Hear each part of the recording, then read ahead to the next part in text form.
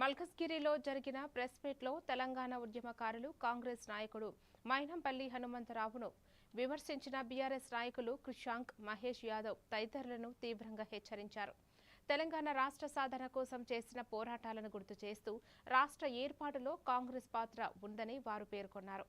మైనంపల్లి హనుమంతరావు వంటి ప్రజానాయకుడిపై అనుచిత వ్యాఖ్యలు చేయడం సరికాదని ఆగ్రహం వ్యక్తం చేశారు. తీరు మార్చుకోకపోతే తీవ్ర పరిణామాలు ఉంటాయని హెచ్చరించారు. నా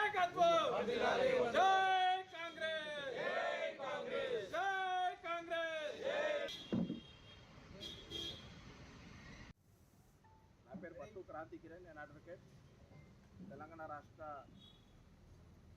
ఏర్పాటులో భాగంగా చాలా కీలకమైన పాత్ర పోషించిన వ్యక్తిని. టీఆర్ఎస్ పార్టీలో గత 25 ఏళ్ల నుంచి ఉన్న పార్టీని నేను నా కుటుంబం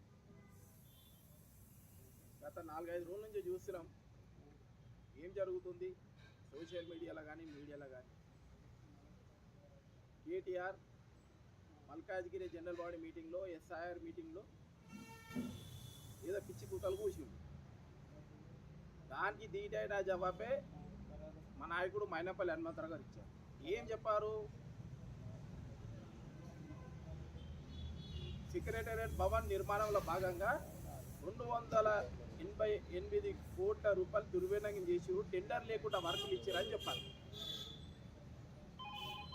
మళ్ళీ ఈ ఫోర్స్ ఏదైతే ఈ రేస్ ఉందో దాని విషయంలో 55 కోట్ల విషయంలో మాట్లాడి, మళ్ళీ దళిత బంధు ఎవరెవరికి అందిన గురించి మాట్లాడి, మళ్ళీ న్యాయవాదులైన వామన్ రావు కుటుంబం హత్యల గురించి మాట్లాడి,